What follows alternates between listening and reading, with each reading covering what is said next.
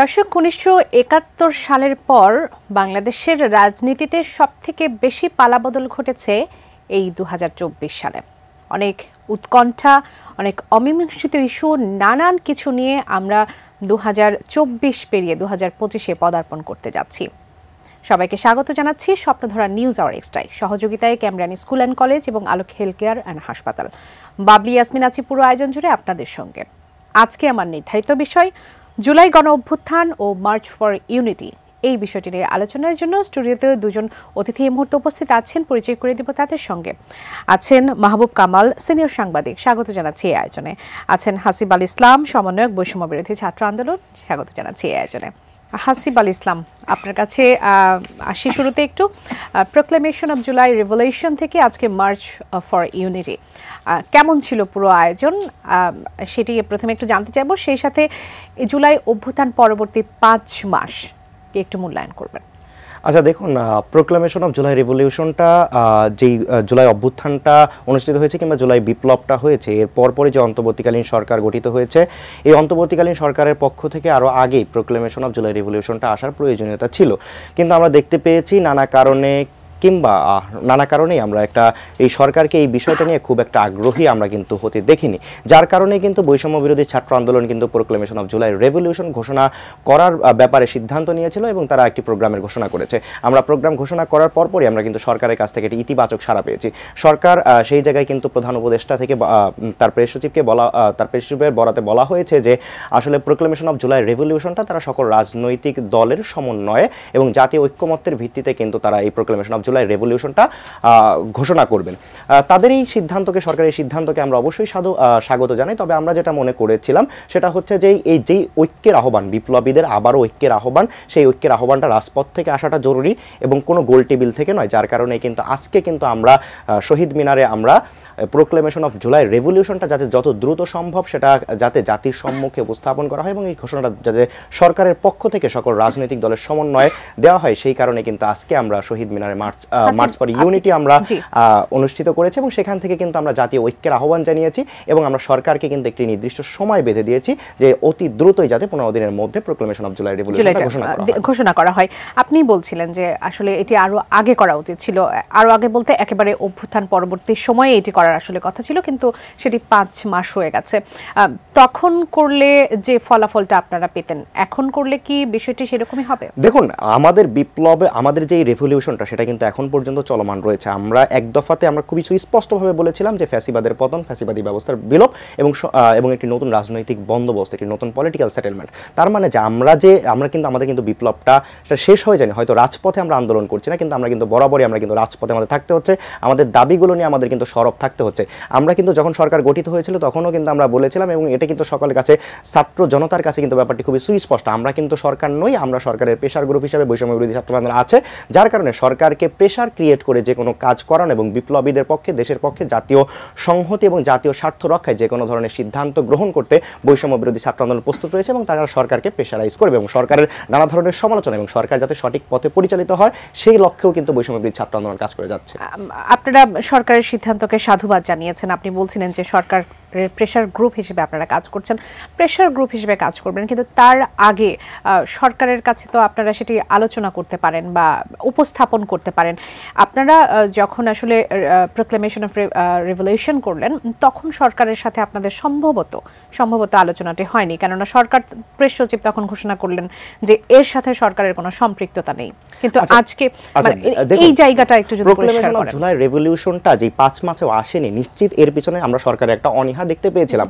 আর আপনি যেটা বলছেন যে আসলে সরকার এই দায়িত্বটা কিন্তু আসলে সরকারের, অন্তর্বর্তীকালীন সরকার এই কাজটা করেনি, কিন্তু আমরা যখন দেখতে পেয়েছি যে আসলে এই যে প্রোক্লেমেশন অফ জুলাই রেভলিউশনটা ঘোষণা করা দরকার, তখনই কিন্তু আমরা একটি প্রোগ্রাম থ্রো করেছি এবং আমরা কিন্তু ছাত্র জনতা কিভাবে এটি একটা মাধ্যম ছিল, এটি আপনি বলতে পারেন যে প্রেশার ক্রিয়েট করা এটি একটি মাধ্যম ছিল এবং আমরা দেখতে পেয়েছি সরকার এই ব্যাপারে ইতিবাচক আছে, সকল রাজনৈতিক দলেরও কিন্তু আমরা এখন পর্যন্ত সমর্থন পেয়েছি। জি, অসংখ্য ধন্যবাদ জনাব মাহবুব কামাল। ২০২৪-এর একেবারে শেষ প্রান্তে এসে আমরা আসলে দাঁড়িয়ে আছি। নানান ঘটনা, আমি শুরুতে বলছিলাম যে ৭১ পরবর্তী সময়ে রাজনৈতিক এমন পরিবর্তন আমরা দেখিনি। আমরা অনেক ধরনের পরিবর্তন দেখেছি, কিন্তু এমন পরিবর্তন দেখিনি। সেখান থেকে জানতে চাইব পুরো একটি বছর রাজনীতি কেমন দেখলেন আপনি? Thank you.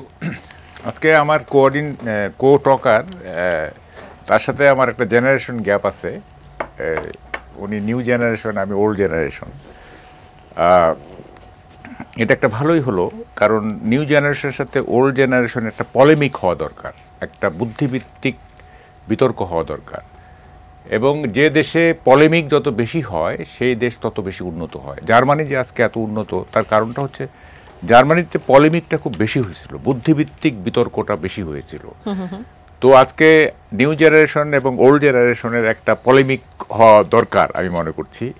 এবং আমি তোমাকে তুমি করেই বলছি, তুমি দেখো, এই আমরা এখন যে সময়টা যাচ্ছি, এইটা হচ্ছে ডেমোগ্রাফিক ডিভিডেন্ডকে কাজে লাগানোর সময়, অর্থাৎ জনমিতিক লভ্যাংশ। সেটা কীরকম? আমাদের এখন 15 থেকে 65 বছর বয়স পর্যন্ত যারা, তারা কর্মক্ষম, আর 15-র নিচে যারা 14 বছর পর্যন্ত এবং 65-র উপরে যারা, তারা হচ্ছে নির্ভরশীল। তো এখন এটা একটা ডেমোগ্রাফিক ডিভিডেন্ড, অর্থাৎ জনমিতিক লভ্যাংশকে ব্যবহার করার একটা সময়। এটা সবসময় আসে না একটা জাতির জন্য, আমাদের জন্য এসেছে এটা। অথচ এই সময়টায় আমরা নানা রকম বিতর্কে জড়িয়ে পড়ছি। এই ডেমোগ্রাফিক ডিভিডেন্ডটাকে যে আমরা ব্যবহার করব আমাদের রাষ্ট্রের উন্নতির জন্য, সেটা না করে আমরা কতগুলি বিতর্কে জড়িয়ে পড়ছি। ফলে আমাদের সময় নষ্ট হচ্ছে, এদিকে আমাদের কোনো খেয়াল নাই। এটা খুব দুঃখজনক, ইট ইজ আনফরচুনেট। দেখো হাসিব, তুমি বারবার একটা কথা বলতেছিলে, বিপ্লব, রেভলিউশন ডিনোট সামথিং এলস। আমি এটাকে বলতে চাচ্ছি ছাত্র জনতার গণ অভ্যুত্থান।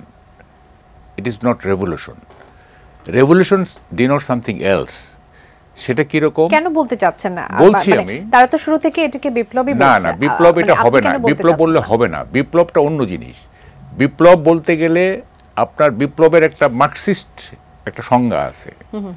সেটা হচ্ছে একটা শ্রেণী কর্তৃক আরেকটা শ্রেণীকে বলপূর্বক সরিয়ে, এটা ঠিক আছে, একটা শ্রেণী কর্তৃক আরেকটা শ্রেণী সরিয়ে আপনার সম্পদের উপরে সামাজিক মালিকানা প্রতিষ্ঠা করা, ইকুইটেবল ডিস্ট্রিবিউশন প্যাটার্ন তৈরি করা, সম্পদের সুষম বন্টন করা, একটা সম্পদের জাতীয়করণ করে এটার উপর সামাজিক মালিকানা প্রতিষ্ঠা করা। এবং বিপ্লব মানে হচ্ছে সেখানে শ্রমিক এবং কৃষক রাজত্ব প্রতিষ্ঠা করা, এবং সেটা ওয়ান পার্টি রুল, যেটা সোভিয়েত ইউনিয়নে হয়েছে এবং ইস্ট ইউরোপের কান্ট্রিগুলো। আমার জানা নেই, এখন আমি একটু বেশি একটু জানতে চাই যদি আপনার কাছে, আপনি অনেক অভিজ্ঞ একজন সাংবাদিক, সেখান থেকে জানতে চাই পৃথিবীতে যত বিপ্লব হয়েছে সবকিছু কি এই রুলস এর মধ্যে ছিল? না, বিপ্লব আপনি যেমন 71 কে যদি আমরা বিপ্লব বলি, আমি বিপ্লব বলবো না, এটা স্বাধীনতা সংগ্রাম। বিপ্লব ইজ সামথিং এলস।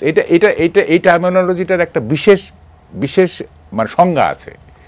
হ্যাঁ, সেটা হচ্ছে যে শ্রমিক এবং কৃষকের রাজত্ব কায়েম করা, এবং এটা ওয়ান পার্টি রুল, যেমন Soviet Union one party rule, east ইউরোপের one party rule, multi party সিস্টেমে তো বিপ্লব বলা যাবে না। বিপ্লব করতে গেলে শ্রমিক শ্রেণীর এবং মানে সম্পদের উপর সামাজিক মালিকানা প্রতিষ্ঠা করতে হবে। আপনি বুর্জুয়া ইকোনমিক সিস্টেম বজায় রেখে আপনি বিপ্লব বলবেন, এটা তো হবে না। এখন তো যে ডিসপ্যারিটি আছে ধনিক শ্রেণীর সাথে, এই যে আপনার গুলশান বনানীর সাথে বস্তির যে ডিফারেন্স, এইটা তো আপনি ঘুচানোর জন্য কিছু বলতেছেন না, তাহলে এটা বিপ্লব হলো কিভাবে? এইটা ছাত্র জনতার গণ অভ্যুত্থান। এইটা আমি যেভাবে বুঝি। বিপ্লব বললে কিন্তু অনেক আকাঙ্ক্ষার পেরিফেরি অনেক বেড়ে যাবে, ক্যানভাসটা অনেক বড় হয়ে যাবে। ওই ক্যানভাসের যে সমস্ত ডিমান্ড, সেটা আপনি ফুলফিল করতে পারবেন না, তুমি ফুলফিল করতে পারবা না। ফলে এইটাকে আমরা ছাত্র জনতার গণ অভ্যুত্থান বলতে চাই। আচ্ছা, এটা গেল একটা। এখন আমি হাসিবের কাছে একটা প্রশ্ন করতে চাই। হাসিব, একটু মনোযোগ দিয়ে তুমি শোনো। সেটা হচ্ছে, এই যে তোমরা মুজিববাদী 72 কনস্টিটিউশনকে কবরস্থ করতে চাচ্ছ, মুজিববাদী আমি বলবো না, 72 কনস্টিটিউশন তোমরা কবরস্থ করতে, আমি একটা প্রশ্ন করতে চাই যে আমাদের স্বাধীনতা সংগ্রাম এবং 24-এর যে গণ অভ্যুত্থান, এইটার মধ্যে, এই দুইয়ের মধ্যে কনফ্লিক্টটা কোন জায়গায়? আমি কিন্তু এটা বুঝি না। আমি একটু বলি, শেষ করি। কনফ্লিক্টটা কোন জায়গায়? প্রথম কথা হচ্ছে যে আমাদের যে মুক্তিযুদ্ধ, সেটা ছিল বৈষম্য বিরোধী এইটাও বৈষম্য বিরোধী, নেচার ভিন্ন। 71-এর বৈষম্য বিরোধীটা ছিল জাতিগত বৈষম্য, অর্থাৎ পশ্চিম পাকিস্তানের পাঞ্জাবিরা আমাদের বাঙালিদের শোষণ করছে, একটা বৈষম্য। এটার বিরুদ্ধে আমরা আন্দোলন করছি এবং মুক্তিযুদ্ধ করছি। আর 2024-এর যে বৈষম্য সেটা কি? সেটা হচ্ছে যে আওয়ামী নেক্সাস, আওয়ামী লীগের একটা গোষ্ঠী, সেটা মানে দেশের অন্যান্য মানুষের উপরে এমন একটা অর্থনীতি চালু করছিল যে অন্যান্য মানুষের সাথে তাদের একটা ইকোনমিক ডিসপ্যারিটি তৈরি হয়েছে, বৈষম্য তৈরি হয়েছে, এবং সেই বৈষম্যের বিরুদ্ধে আন্দোলন হয়েছে এবং ওই সরকারের পতন হয়েছে। আমরা কি উত্তরটা একবার নিয়ে নেব? আপনি যে প্রশ্নটি রেখেছেন হাসিবের কাছে, না, আমি একটু শেষ করি। তো এখন এই যে দুইটা জিনিস একই নেচার একই, আপনি কনফ্লিক্টটা জানতে, কনফ্লিক্টটা কোন না, যেমন ধরেন 2024-এ, মানে এটা আমি থিওরিটিক্যালি বলতেছি, হাসিবের হয় ভাই মারা গেছে, না হয় বন্ধু মারা গেছে, নাহলে বোন মারা গেছে, তাই না? 71-এ হাসিবের বাবা অথবা চাচা অথবা কেউ মারা গেছে, দুইটাই তো রক্ত। তাইলে এই যে হাসিবের বাবা যে 71-এ মারা গেল, শহীদ হলো, ওই রক্ত এবং 2024-এ তার ভাই বা বন্ধুর যে রক্ত, মানে তাহলে কি এই রক্তটারই মূল্য আছে? তার বাপ চাচার যে রক্ত, সেইটার কি কোনো মূল্য নেই? আমি একটু শেষ করি। এখন তাহলে দুইটা আমি সমানভাবে দেখতে চাই, কিন্তু এই যে কনফ্লিক্টটা তৈরি করা হচ্ছে এবং নানাভাবে কনফ্লিক্ট তৈরি হচ্ছে, এইটার কারণটা কি? এইটা তো মানে এইটা হবে কি, জাতিটা বিভক্ত হয়ে যাবে। জাতিটা বিভক্ত হয়ে গেলে, এই প্রশ্নটি কিন্তু অনেকের, আমার মনে হয় বেশিরভাগ মানুষেরই, কেননা আমরা এই ডিসেম্বরের যে চিত্রটা আসলে দেখেছি, আমার জন্মের পর আমি কোনো ডিসেম্বরের চিত্রটা আসলে এরকম দেখিনি। আমি যতটা নির্লিপ্ত, যতটা আসলে রংহীন মনে হয়েছে, ডিসেম্বর বিজয়ের মাস আমাদের কাছে একটা উৎসবের মতো হয়ে গিয়েছিল একটা সময়। হাসিব, নিশ্চয়ই মাহবুব কামালের প্রশ্ন উত্তরটি আপনি দেবেন যে কনফ্লিক্ট আসলে কোথায়? দেখুন, আসলে অনেক সময় যে ব্যাপারটা দেখা যায় যে 71 এবং 24-কে মুখোমুখি দাঁড় করানোর একটা অপচেষ্টা, এবং আমি বলবো যে একটা যন্ত্র চালানো হয় যে 24 এবং 71-কে মুখোমুখি দাঁড় করানোর। দেখুন, 71 এবং 24-এর মানুষের যে আমি বলি ষড়যন্ত্র না, আমি বলছি যে অনেক সময় আমি বলছি যে তার ব্যাপারটা আমি খুবই পজিটিভলি নিচ্ছি, কিন্তু অনেক সময় একটা 71 এবং 24-কে মুখোমুখি দাঁড় করানোর একটা অপচেষ্টা চালানো হয়। 71 এবং 24-এর মধ্যে কোনো পার্থক্য নেই। ছাত্র জনতার মানে জনগণের আশা আকাঙ্ক্ষার যেই একটা প্রতিফলন দরকার, আমরা মনে করছি যে মুক্তিযুদ্ধের পরে যে সংবিধানের মধ্যে জনতার যে প্রতিফলন, আশা এবং আকাঙ্ক্ষার প্রতিফলন, সেটা কিন্তু আমরা দেখতে পাই না।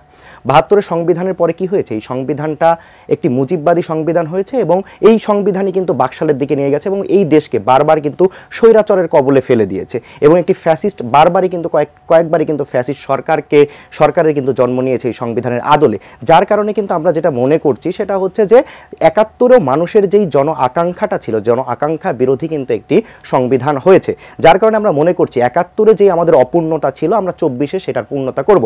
আর দেখুন, আসলে 71-কে 24-কে আলাদা করে দেখার কোনো সুযোগ নেই। আমাদের লড়াইটা যেই 12 ভূঁইয়াদের সময় আমরা যে দিল্লি আধিপত্যবাদের বিরুদ্ধে লড়াই করেছি, আমাদের বঙ্গভঙ্গ হয়েছে, আমরা 1905 সালের যে লড়াইটা, আমাদের 47-এর যে লড়াইটা, আমাদের 71-এর যে লড়াইটা, আমাদের আজাদির যেই সংগ্রাম এবং 71-এর যে মুক্তিযুদ্ধ, আমাদের সবাই যে সকল রক্তগুলো আমাদের শহীদেরা দিয়েছেন, এই সকল রক্তের রং কিন্তু একই রং। সেই রক্তগুলো কিন্তু একসাথে কানেক্টেড, সবগুলো রক্তই কিন্তু দেওয়া হয়েছিল জনতার মুক্তির জন্য। আসলে জনতার মুক্তিটা কিন্তু আসলে 71-এর পরবর্তী যে সংবিধানটা করা হয়েছে, সেই সংবিধানের মধ্যে কিন্তু সেই যেই মুক্তির ব্যাপারটা ছিল, জনতার মুক্তি এবং জনতার যে আশা আকাঙ্ক্ষাটা ছিল, সেই আশা আকাঙ্ক্ষার পরিপূর্ণ প্রতিফলন কিন্তু নিশ্চিত হয়নি। যার কারণে এবং 71 পরবর্তী সময় আমরা দেখেছি যে মুক্তিযুদ্ধকে যে কোনো একটা গোষ্ঠীর একটা গোষ্ঠীগত একটা রূপ দেওয়া এবং একটা আওয়ামী লীগীকরণ করা, তাদের সমস্যার বিষয়। জি, আমি তাদেরকে দেখি তারা কিভাবে এই জিনিসটা করেছে। তারা এটাকে করেছে একটি সংবিধানের মধ্যে দিয়ে এবং এই সংবিধানকে বারবার কাটাছেঁড়া করা হয়েছে, কি মুজিববাদী সংবিধানের রূপ দেওয়া হয়েছে এবং এই স্বাধীনতাকে তারা কিন্তু এক ধরনের আওয়ামী লীগীকরণ করে ফেলা হয়েছে এবং এই স্বাধীনতাকে তারা জনতার এবং সকলের যে অংশগ্রহণ ছিল স্বাধীনতা যুদ্ধে, তারা কিন্তু সেটাকে শুধুমাত্র আওয়ামী লীগের অর্জন বলে কিন্তু মানুষের মাঝে প্রচার করেছে। বাংলাদেশের জনগণের অর্জন কিন্তু তারা এটাকে করেনি, যার কারণে কিন্তু মূলত সমস্যাটা হয়েছে। এবং এটাইকেই আমরা বলতে চাই যে সেখানে জনতার যে আশা আকাঙ্ক্ষা ছিল, জনগণ এবং একাত্তরের মুক্তিযুদ্ধে আমাদের মুক্তিযোদ্ধা, যে সম্মানিত মুক্তিযোদ্ধারা ছিল, তারা যেই জন্য রক্ত দিয়েছে, যেই শহীদেরা রক্ত দিয়েছে, তাদের রক্তের যে পূর্ণ, তারা যেই বিশ্বাসের উপর রক্ত দিয়েছে এবং যে আশাকাঙ্ক্ষাকে কেন্দ্র করে তারা রক্ত দিয়েছে, সেটার পূর্ণ প্রতিফলন নিশ্চিত হয়নি। এবং 24-এ কিন্তু আমরা সেই একই আশা আকাঙ্ক্ষা নিয়ে কিন্তু আমরা রাজপথে নেমেছি, আমাদের ভাইয়েরা জীবন দিয়েছে। আমরা মনে করছি 71-এর যে অপূর্ণতা রয়ে গিয়েছিল, 47-এর যে অপূর্ণতা রয়েছিল, 24-এর মধ্যে এসে সেই অপূর্ণতার একটা পূর্ণতার প্রতিফলন আমরা চেষ্টা আপনারা করবেন। জনাব হাসিব, একেবারেই ঠিক বলেছেন আপনি, একেবারেই ঠিক বলেছেন। মানুষের আকাঙ্ক্ষা আসলেই পূরণ হয়নি, যে জন্যই আজকে আমরা আসলে এখানে আলোচনা করতে বসেছি। কিন্তু স্বাধীনতা যেহেতু আমাদের সকলের, একটা নির্দিষ্ট রাজনৈতিক দল সেটা যদি নিজের করে নেবার চেষ্টা করে, জয় বাংলা স্লোগানটা আমাদের সকলের, আমরা কেন সেটাকে তাহলে ছুঁড়ে ফেলবো? দেখুন, স্বাধীনতার সময় কিন্তু জয় বাংলা স্লোগানের বাইরে অনেক স্লোগান কিন্তু দেওয়া হয়েছিল। অনেকে বিসমিল্লাহ বলে যুদ্ধ শুরু করেছিল, অনেক সময় বাংলাদেশ জিন্দাবাদও বলেছিল, ইনকিলাব জিন্দাবাদও বলেছিল, নারাই তাকবীরও বলেছিল। সকল এই স্লোগান কিন্তু স্বাধীনতার সময় দেওয়া হয়েছিল। আপনি স্বাধীনতার অনেক রেফারেন্সে, অনেকের আলোচনায় কিন্তু, প্রবীণ ব্যক্তিত্বদের আলোচনায় কিন্তু এই ব্যাপারগুলো উঠে আসে, কিংবা আমরা বিভিন্ন সময় কিন্তু এই আলোচনাগুলো শুনতে পাই। তাহলে শুধু জয় বাংলাকেই কেন আসলে মানে শুধু স্বাধীনতা সংগ্রামের স্লোগান করা হলো? কেননা এই জয় বাংলা স্লোগান দিয়ে মুজিববাদকে সার্ভ করা যাবে এবং এই পুরো স্বাধীনতা সংগ্রামকে একটা দলের আওয়ামী লীগীকরণ করা যাবে এবং একটি দলের পকেটে ভরা যাবে, যার কারণে কিন্তু জয় বাংলাকে অধিক বেশি প্রাধান্য দেওয়া হয়েছিল। আপনি কি আপনার প্রশ্নের উত্তরটি পেয়েছেন? কনফ্লিক্টের জায়গাটা পরিষ্কার করেছেন। আমি কন্ট্রাডিক্ট করতেছি। আচ্ছা, এখানে হাসিব, তুমি একটা খুব বড় একটা মিসিং লিংক আছে, সেটা হলো 72 যে constitution, it is one of the post-democratic constitutions of the world. এটাকে ম্যানিপুলেট করা হয়েছে। তোমরা জিনিসটা মানে বুঝতেছো না। 72 কনস্টিটিউশনটা হচ্ছে একটা ডেমোক্রেটিক কনস্টিটিউশন, এখানে মানবিক মর্যাদা সব কিছু আছে, কিন্তু 4th অ্যামেন্ডমেন্টের মধ্য দিয়ে, একদলীয় শাসন করার মধ্য দিয়ে এই সংবিধানটাকে ম্যানিপুলেট করা হলো, এই সংবিধানটাকে মানে মিসইউজ করা হলো। 72 কনস্টিটিউশনের কোনো দোষ নাই। এইটা বিভিন্নভাবে অ্যামেন্ডমেন্ট করে করে করে করে করে এটাকে একটা বাজে কনস্টিটিউশনে রূপান্তরিত করা হয়েছে। কিন্তু মূল যে 72 constitution, it is a democratic constitution, এইটা মানে গ্লোবালি অ্যাকসেপ্টেড। এখন কনস্টিটিউশন যদি কেউ ম্যানিপুলেট করে, যদি একটা মানে 2/3 মেজরিটির বলে বলিয়ান হয়ে যদি একটা গণবিরোধী কোনো সংশোধনী আনে, তাহলে তো এটা 72 কনস্টিটিউশনের দোষ না। এটা তো 4th অ্যামেন্ডমেন্ট করা হলো 75-এ। এই 4th অ্যামেন্ডমেন্টের মধ্যে দিয়ে মাল্টি পার্টি সিস্টেমকে ওয়ান পার্টি সিস্টেমে আনা হলো। এটা তো 72 কনস্টিটিউশনের দোষ না। যারা এটা কনস্টিটিউশনকে অ্যামেন্ডমেন্ট করলো, দোষটা তো তাদের। তার 15th অ্যামেন্ডমেন্টের তত্ত্বাবধায়ক সরকার যে বাতিল করা হলো, এটা তো কনস্টিটিউশনের দোষ না, এইটা কনস্টিটিউশনটাকে অ্যামেন্ডমেন্ট করা হলো। এখন ধরেন কথার কথা, একটা আমরা সুন্দর কনস্টিটিউশন তৈরি করলাম, এটা বাদ, 72 বাদ, একটা সুন্দর পুনর্লিখন করলাম, একটা সুন্দর কনস্টিটিউশন করলাম।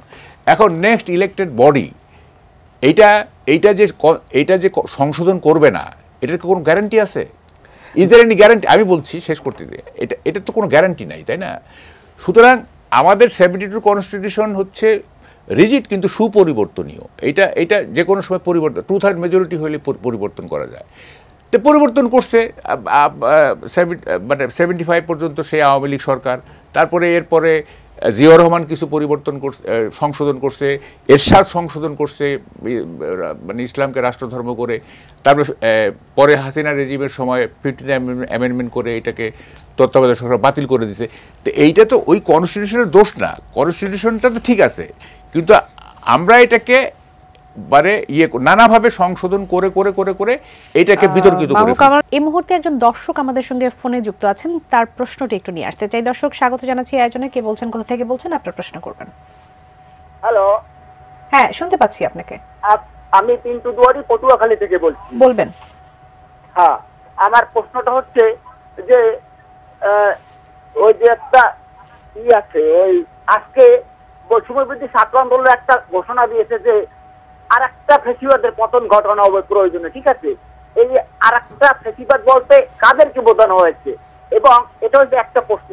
আর দ্বিতীয় প্রশ্ন হচ্ছে, যাদেরকে এই বলা হয়েছে তারা এই প্রশ্ন বুঝতে পেরেছে কিনা, এটাই হচ্ছে আমার প্রশ্ন দুইজন অতিথির কাছে।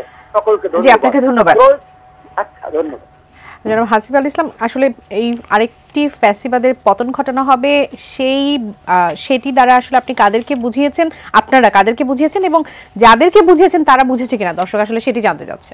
আচ্ছা, তার আগে আমি ওই ৭২-এর সংবিধান নিয়ে যে আলাপটা ছিল সেই আলাপটা একটু আমরা এই প্রশ্নের উত্তরটা দিয়ে তারপরে আচ্ছা দেখুন, আমরা ঘোষণা করেছি যে নতুন কোনো ফ্যাসিবাদ যাতে যদি তৈরি না হতে পারে সেই ব্যাপারে কিন্তু আমরা হুঁশিয়ারি জানিয়েছি। এখানে মানে কাউকে ফ্যাসিস্ট বলা হয়নি, আসলে নব্য কোনো ফ্যাসিবাদের যাতে জন্ম না হয়, যাতে আর কোনো ফ্যাসিস্ট শক্তির উত্থান বাংলাদেশে না হয় সেই ব্যাপারে আমরা সতর্কবার্তা দিয়েছি। আচ্ছা, মাহবুব কামালের আপনার কাছে একটি প্রশ্ন ছিল যে আমাদের যে সংবিধান সেটিতে আসলে সুপরিবর্তনীয়, নানা কাটাছেঁড়ার মধ্যে দিয়ে সেটি গিয়ে আজকের অবস্থানে আসলে দাঁড়িয়েছে। আপনারা যদি ৭২-এর সংবিধানকে ছুঁড়ে ফেলে দেন এবং নতুন সংবিধানের যেটির কথা বলছেন সেটি যদি আসে, সেটি আসলে নিশ্চিত করবে কিভাবে যে নির্বাচিত সরকার এসে সেটি তাদের সুবিধা মতো বা তাদের প্রয়োজনে সেটি সংশোধন করবে? আচ্ছা দেখুন, এখানে হচ্ছে মেইন ব্যাপারটা, আমি কিন্তু বারবারই বলে যাচ্ছি যে জনতার আশা এবং আকাঙ্ক্ষার প্রতিফলনটা নিশ্চিত করাটাই হচ্ছে সংবিধান আসলে করে থাকবে।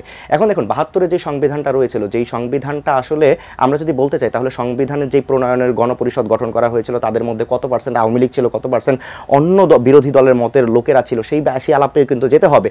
আচ্ছা, সেটা না হয় আপাতত নাই করলাম সে আলাপে, তারপরেও যদি বলি যেই সংবিধানটাকে ধরেন আপনি কোনো ক্ষমতায় গেলেন, সেই ক্ষমতাটা আপনি অস্ত্রের পাওয়ারেও যেতে পারেন কিংবা ক্ষমতা দখল করেও যেতে পারেন কিংবা ভোট ডাকাতির মাধ্যমে যে ক্ষমতায় গিয়ে যদি আপনি সেই যে কোনো সংবিধানকে কাটাছেঁড়া করে সেটাকে সংশোধন করে একটা স্বৈরাচার কিংবা ফ্যাসিস্ট হয়ে উঠতে পারেন কিংবা একটা ফ্যাসিস্ট কাঠামো তৈরি করতে পারেন, এবং যেই কাঠামো দিয়ে দিনের পর দিন বছরের পর বছর একটি দুঃশাসন কায়েম করা হয়, গুম খুন হত্যার যে একটা অপরাজনীতি সেটা যদি চর্চা করতে থাকেন, তাহলে সেই সংবিধান আসলে কিভাবে ছাত্র জনতার আশা আকাঙ্ক্ষার পরিপূর্ণ প্রতিফলন নিশ্চিত করতে পারে? সে কারণেই কিন্তু আমরা ৭২-এর যে সংবিধান, সেই সংবিধানটাকে কাটাছেঁড়া করা যায়, যে কোনো সময় সেটা শাসক চাইলে সেটাকে কাটাছেঁড়া করতে পারে এবং শাসক ফ্যাসিস্ট হয়ে উঠতে পারে। সুতরাং এরকম কোনো সংবিধান আমরা চাই না, যার কারণে আমরা কিন্তু বলেছি না আমরা দুষ্পরিবর্তনীয় কোনো সংবিধান চাচ্ছি না, তবে অবশ্যই এরকম একটি সংবিধান চাচ্ছি যেখানে কেউ চাইলেই অস্ত্রের মুখে কিংবা ক্ষমতার জোর দেখিয়ে কিংবা ভোট ডাকাতির মাধ্যমে ক্ষমতায় এসে সেই সংবিধানটাকে পরিবর্তন করতে পারবে না, এরকম একটি সংবিধান কিন্তু আমরা চাচ্ছি। এবং সংবিধানে কাটাছেঁড়া করে কেউ ফ্যাসিস্ট হয়ে উঠতে পারবে না, এরকম অবশ্যই আমরা একটি সংবিধান চাই। এবং আমরা জনমুখী সংবিধান চাই, যেটাতে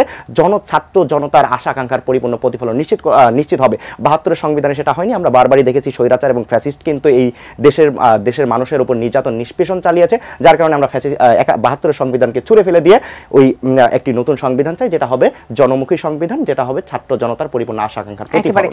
সরকারকে আপনারা 15 দিন সময় দিয়েছেন এই ঘোষণাপত্রের জন্য। আসলে যে ঘোষণাপত্রের কথা আজকে যেটি ঘোষণা করার কথা ছিল সেটার পেছনে অনেকগুলো বিষয় ছিল, মানে অনেক কিছুর প্রতিফলন ঘটানোর কথা ছিল। এখানে আপনারা যেগুলোর চিন্তা আপনারা করেছেন সেগুলো নিশ্চয়ই সরকারের সাথে আলোচনা হয়েছে। 15 দিন পর যে ঘোষণাপত্রটি আসবে সেখানে সেগুলোর প্রতিফলন কতটুকু হবে সেই ব্যাপারে কিছু জানতে পেরেছেন? দেখুন, আমরা যেটা করেছি প্রোক্লেমেশন অফ জুলাই রেভলিউশনটা সেটা সরকার ঘোষণা করতে চেয়েছে এবং আমরা কিন্তু তাদেরকে একটি সময় বেঁধে দিয়েছি যে এই সময়ের মধ্যে কিন্তু আসলে প্রোক্লেমেশন অফ জুলাই রেভলিউশনটা ঘোষণা করা হবে এবং অবশ্যই এটাতে ছাত্র জনতার যে পরিপূর্ণ আশা এবং আকাঙ্ক্ষাটা রয়েছে এবং ছাত্র জনতা যেটা চায় একটি জনমুখী জীবন ব্যবস্থা এবং সরকার প্রশাসনে যে সকল সংস্কারগুলো চায় এবং গত যেই স্বাধীনতার পর থেকে মানুষজন যেই জন্য আসলে মানুষজন ৭১ রক্ত দিয়েছে, আর ২৪-এ রক্ত দিল, 90-তে রক্ত দিয়েছে, সেই আশা আকাঙ্ক্ষার একটা সম্মিলিতভাবে যাতে করে আর কখনো কোনো রক্ত দিতে না হয় কিংবা কেউ ফ্যাসিস্ট না হয়ে উঠতে পারে এবং এই দুঃশাসন আমলে এবং মুজিববাদকে কেন্দ্র করেই এই ফ্যাসিজমটা গড়ে উঠেছিল সেটা যাতে আর কখনোই না হতে পারে, এরকম একটি প্রোক্লেমেশন অফ জুলাই রেভলিউশন আমরা চাই এবং আমরা এই প্রোক্লেমেশন অফ জুলাই রেভলিউশনের ঘোষণার মাধ্যমে সেই ব্যাপারটি স্পষ্ট হয়ে আসবে এবং আমরা এই সরকারের কাছে কিন্তু আমাদের অনেক বেশি প্রত্যাশা, কারণ এই সরকার কিন্তু শহীদের রক্তের উপর দাঁড়িয়ে কিন্তু এই সরকার প্রতিষ্ঠিত হয়েছে, যার কারণে সরকারের কাছে আমরা প্রত্যাশা রাখবো যাতে করে ছাত্র জনতার যেই পরিপূর্ণ প্রত্যাশা রয়েছে সেই পরিপূর্ণ প্রত্যাশার প্রতিফলন তারা নিশ্চিত করতে পারে। আরেকটি বিষয় একটু জানতে চাই, সেটি হচ্ছে যে আজকের যে আপনাদের আয়োজনটি ছিল সেখানে বৈষম্য বিরোধীর আহ্বায়ক যিনি হাসনাত আব্দুল্লাহ তিনি বলেছেন, সচিবালয়ের আগুন লাগার ঘটনাকে উল্লেখ করে তিনি বলেছেন যে নানান সময়ে বৈষম্য বিরোধী আন্দোলনে যারা আছে তাদের বিরুদ্ধে ষড়যন্ত্র করা হচ্ছে। আপনাদের বিরুদ্ধে আসলে কারা ষড়যন্ত্র? দেখুন, এখন এই যে সচিবালয়ে যে অগ্নিকাণ্ড সংগঠিত হয়েছে এবং এটার যে একটা তদন্ত রিপোর্টটা সামনে এসেছে যে শর্ট সার্কিটের মধ্যে, এটা খুবই একটা মানে আমার কাছে যেটা মনে হচ্ছে যে আসলে তদন্তটা সুষ্ঠুভাবে হয়নি, কেননা এত বড় একটা অগ্নিকাণ্ড আসলে বাংলাদেশে কখনো হয়েছে কিনা সেটা আমার জানা নেই। আসলে আমরা মনে করছি এই তদন্তটা পুনরায় তদন্ত করা দরকার। কিন্তু বলা হচ্ছিল যে এই প্রথম বাংলাদেশে এতটা দক্ষ একটা তদন্ত কমিটি তৈরি করা হয়েছে। দেখুন, আসলে দক্ষ তদন্ত কমিটি করা হলেও আমরা মনে করছি যে 16 বছরে যেই ফ্যাসিবাদের যেই জঞ্জাল রয়েছে খুনি হাসিনার দোসরেরা তারা কিন্তু এখনো প্রশাসনের বিভিন্ন জায়গায় রয়ে গেছে, তার কারণে তারা সেখানে বসে কিন্তু নানা সময় এই সরকারকে ব্যর্থ করতে চায় এবং ছাত্র জনতার বিরুদ্ধে কিন্তু তারা অবস্থান নেয় এবং তারা কিন্তু বারবারই ষড়যন্ত্র করতে একটা অপতৎপরতা কিন্তু বারবারই চালিয়ে আসছে। যার কারণে আমরা মনে করছি যে এই তদন্তটি আসলে, আমার কাছে যেটি মনে হয়েছে যে এই তদন্তটি আসলে সুষ্ঠু তদন্ত হয়নি, সুষ্ঠু তদন্ত আবার কমিটি করা দরকার এবং তদন্তের মাধ্যমে বের হয়ে আসা দরকার যে আগুনের কারণটা আসলে কি ছিল। একদম একদম। হাসিব আল ইসলাম, একটি প্রশ্ন রেখে আপনার কাছ থেকে একটু মাহবুব কামালের কাছে যেতে চাই, সেটি হচ্ছে যে আপনারা এই 5 মাসে নানান উদ্যোগ নিয়েছেন, নানান কিছুর প্রতিবাদ করেছেন, কিন্তু বেশিরভাগ ক্ষেত্রেই দেখা গেছে যে আপনারা আসলে সেই সাফল্যের মুখটুকু দেখতে পাননি, সেখান থেকে সরে আসতে হয়েছে। রাষ্ট্রপতির পদত্যাগ থেকে শুরু করে আমরা যদি একজন উপদেষ্টাকে সরানোর আলটিমেটাম আপনারা দিয়েছিলেন, এরকম বেশ কিছু ঘটনা আছে। আজকের প্রোক্লেমেশনের বিষয়টিও সেখানে ইনক্লুডেড হতে পারে। বারবার কেন আপনাদের পিছু হটতে হচ্ছে, এই প্রশ্নটি রেখে যেটা মাহবুব কামাল আপনার কাছে আসি, এই যে একই বিষয় নিয়ে যদি আপনার কাছে একটু জানতে চাই। আপনি আমাকে কয়বার প্রশ্ন করবেন? হাসিবকে তো 3-4টা প্রশ্ন করে তাকে অনেক টাইম দিয়ে দিলেন, আমাকে একটু টাইম। ভাইয়া, আপনাকে একটা প্রশ্ন করলে আসলে আপনি অনেক কিছু বলে দিচ্ছেন, যে জন্য আমার অনেকগুলো প্রশ্ন করা দরকার হচ্ছে না। আমি একটু হাসিবের সাথে একটু ডিবেট করি। সেটা হচ্ছে যে এই যে বলতেছো যে এটা এমন সংবিধান যাতে কেউ ফ্যাসিবাদী হয়ে উঠতে না পারে। এখন ধরো একটা সংবিধান খুব সুন্দর করে করলা, মিলিটারি টেক ওভার হয়ে গেল। মিলিটারি টেক ওভার মানে কি? Negation of all civil laws, automatic constitution suspended হয়ে যাবে। তখন কি করবা তোমরা? যে আজকে প্রেসার গ্রুপ, এই প্রেসার গ্রুপ তো তোমরা কি সবসময় এই প্রেসার গ্রুপ হিসেবে কাজ করবা? তখন আর্মির বিরুদ্ধে যুদ্ধ করবা? আচ্ছা, নেক্সট ইলেকশনে ফর এক্সাম্পল বিএনপি 2/3 মেজরিটি পেল, বা যে কোনো দল, তোমরাই পেলা, বা যে দলই পেল, 2/3 মেজরিটি পাওয়ার পরে যদি সেই কনস্টিটিউশনকে অ্যামেন্ডমেন্ট করে, সংশোধন করে, কার কি করার আছে? কারো কিছু করার আছে? আজকে যে গণ অভ্যুত্থানের শক্তি হিসেবে তোমরা সব কিছুই করতেছো, এইটা মানি না, ওইটা মানি না, কনস্টিটিউশন বাদ করতে হবে, এইটা করতে হবে, সেইটা করতে হবে, পরবর্তীতে যে আরেকটি শক্তি যে যা খুশি তাই করবে না, তার কোনো গ্যারান্টি আছে? এই প্রেসার গ্রুপ, ছাত্রদের প্রেসার গ্রুপ কতদিন থাকবে? কতদিন থাকবে? এটা কি ফর ইটার্নিটি চলতে থাকবে? যে অন্যায় দেখলে আমরা এই রাজুতে আসো, কয়দিন চলবে? তো ফলে মানে এগুলি তো ইউটোপিয়ান চিন্তা, যে এমন একটা, তুই বলতেছ এমন একটা কনস্টিটিউশন করবে যাতে কেউ ফ্যাসিবাদী হয়ে উঠতে না পারে। আরে বাংলাদেশে কেউ যদি ফ্যাসিবাদী হয়ে উঠতে চায়, কোনো ক্ষমতাসীন কেউ, তাকে কেউ ঠেকাইতে পারবে? কেউ ঠেকাইতে পারবে না। তোমরা ঠেকাইতে পারবা, ছাত্ররা ঠেকাইতে পারবে, তোমরা ঠেকাই দিছো, কিন্তু আইনগতভাবে কেউ ঠেকাইতে পারবে না। কেউ যদি ফ্যাসিবাদী হইতে চায়, কেউ ঠেকাইতে পারবে না। সুতরাং একটা সুন্দর কনস্টিটিউশন করব। আচ্ছা, আর একটা কথা হচ্ছে মুজিববাদ। দেখো, আমি জাসদ করছি, আমি স্লোগান দিছি মুজিববাদ নিপাত যাক, জাসদ করছি 72, 73, 74। তখন আমরা মুজিববাদ নামে একটা জিনিস বের করছিলাম আর কি। এই যে 4টা স্তম্ভ ছিল, ধর্মনিরপেক্ষতা, জাতীয়তাবাদ, তারপরে গণতন্ত্র, সমাজতন্ত্র, এইটার একটা ককটেল বানিয়ে আমরা করছি। আফটার mid-70s মুজিববাদ তো কোথাও উচ্চারিতই হয় নাই, আমরা এটা জাসদরা করছিলাম। আচ্ছা, আপনি তো শুরুতেই জিজ্ঞেস করছিলেন যে মুজিববাদ বিষয়টা, মুজিববাদ কি, কোথা থেকে, কোথায়? তুমি মুজিববাদ নামে কোনো ডক্ট্রিন দেখাইতে পারবা লিখিত যে এইটা মুজিববাদ, এটা মুজিব ফিলসফি, বা শেখ মুজিবুর রহমান এরকম একটা বাদ দিয়ে গেছে, বা কেউ বলছে যে এটা মুজিববাদ? কেউই বলে নাই। এইটা আমরা জাসদ যারা করছি তারা হুইমজেক্যালি বলছিলাম যে মুজিববাদ নিপাত যাক। আমি স্লোগান দিছি শেখ মুজিবের চামড়া তুলে নিব আমরা। তখন আমরা আওয়ামী লীগের বিরুদ্ধে আমরা রাজনীতি করছি। হ্যাঁ, এরপরে তো মুজিববাদ বলতে কোনো কথাই ছিল না। গত 15 বছর কোথাও কি মুজিববাদ শুনছো? হ্যাঁ, শেখ মুজিবুর রহমানকে, বঙ্গবন্ধুকে করছে, ক্যাশ করার চেষ্টা করছে, তাকে ব্যবহার করে একটা জাতীয় নেতাকে দলীয় নেতায় পরিণত করে তাকে ব্যবহার করা হয়েছে। হ্যাঁ, বিভিন্ন জায়গায় মুজিব কর্নার করো, টাকা মারো, এই করো, সেই করো, নানা রকম করছে শেখ মুজিবকে ব্যবহার করে। কিন্তু মুজিববাদ অ্যাসাচ তো কোনো ডক্ট্রিন নাই, দেখাইতে পারবো কোথাও যে এইটা মুজিববাদ? তো এই যে বলা হচ্ছে যে মুজিব, এইটা তো আমি বুঝতেছি যে শেখ মুজিবুর রহমানকে বা বঙ্গবন্ধুকে তোমরা ট্যাগ করতেছো, ট্যাগ করে তাকে ড্যামেজ করার চেষ্টা করা হচ্ছে। এটা তো ঠিক না। এইটা 15 বছরের দুঃশাসনের সাথে শেখ মুজিবের কি সম্পর্ক? আমি তো বুঝলাম না। এটাকে একটু জেনে নিব। গত 15 বছরের যে দুঃশাসন, এটার সাথে তো শেখ মুজিবের কোনো সম্পর্ক নাই। আমরা কি হাসিবকে 1 মিনিট সময় দিয়ে একটু জেনে নিতে পারি যে কেন তারা হচ্ছে ট্যাগ করছেন? দেখুন আসলে শেখ মুজিবকে কেন্দ্র করে, শেখ মুজিবকে আবর্তন করেই কিন্তু এই যে এই ফ্যাসিবাদী দুঃশাসন আমল যে 15 বছরটাকে চালানো হয়েছে, সেটা কিন্তু মুজিবকে ক্যাশ করে, হ্যাঁ, এটা তৈরি করা হয়েছে। মুজিবকে এখানে নবী বানানো হয়েছে এক প্রকার, এবং তার কোনো সমালোচনা, আপনি যে বলছেন যে মুজিবের আসলে কোনো ডক্ট্রিন দেখাতে পারবো কিনা, এই 15 বছরে মুজিবকে নিয়ে একটা সমালোচনা হয়েছে?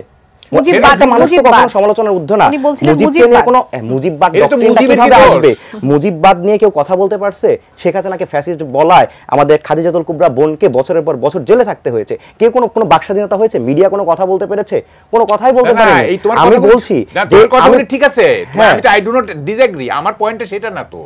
আমার পয়েন্টটা হচ্ছে, শোনো, মুজিবকে এখন তোমাকে আমি ব্যবহার করলাম, আমি এক জায়গায় ফোন করলাম যে ব্যক্তি হিসেবে বলি, আমি এক জায়গায় ফোন করলাম যে হাসিব আমার খুব ঘনিষ্ঠ এর সমন্বয়ক, ভাই তুমি এই কাজটা করো, তুমি কিন্তু কিছুই জানো না।